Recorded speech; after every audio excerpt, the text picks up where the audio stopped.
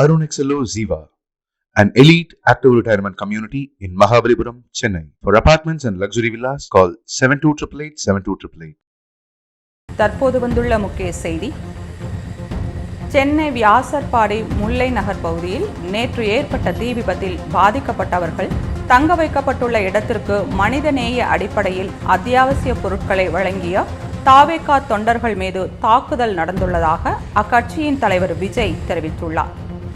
உதவி செய்ய வந்த தாவேகா நிர்வாகிகளை பார்த்த போலீசார் தடுத்து நிறுத்தியதோடு அவர்களை அங்கிருந்து செல்லுமாறு மிரட்டியுள்ளதாக விஜய் குறிப்பிட்டுள்ளார்.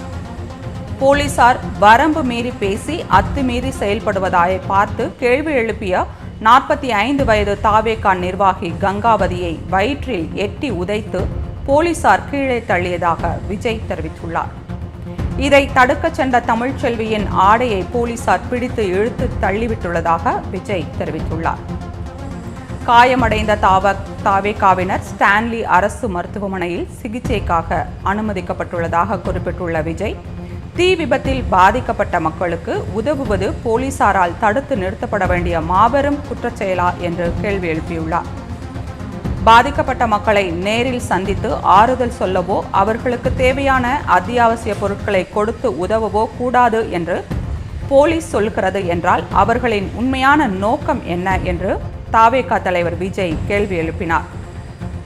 போலீஸை பார்த்து நியாயமான முறையில் கேள்வி கேட்ட தாவேகா பெண் நிர்வாகிகளை பூட்ஸ் காலால் வயிற்றில் எட்டி உதைப்பதையும் ஆடையை பிடித்து இழுத்து தள்ளிவிடும் போலீசின் செயலை முதல்வர் ஸ்டாலின் ஏற்றுக்கொள்கிறாரா என்று தாவேகா தலைவர் விஜய் கேள்வி எழுப்பினார். தமிழகத்தில் தற்போது நடப்பது மக்களாட்சி அல்ல, அதிகார திமிர்பிடித்த உண்மையான பாசிச ஆட்சியே என்பதற்கு இதைவிட சாட்சி தேவையா என்று விஜய் விமர்சித்துள்ளார். மக்களுக்கான ஆட்சி நடத்துகிறோம் என்று வெற்று விளம்பரம் செய்யும் திமுக அரசின் இந்த காட்டுமிராண்டித்தனமான அராஜக போக்கை வன்மையாக கண்டிப்பதாக கூறிய விஜய், இந்த அராஜக செயலில் ஈடுபட்ட போலீசார் மீது உரிய நடவடிக்கை எடுக்க வேண்டும் என்று வலியுறுத்தியுள்ளார். போலீசார் வாயிலாக அராஜகத்தை கட்டவிழ்த்துவிடும் இந்த போக்கை ஒருபோதும் ஏற்றுக்கொள்ள முடியாது. இது வன்மையாக கண்டிக்கத்தக்கது என்று தாவேகா தலைவர் விஜய் தெரிவித்துள்ளார்.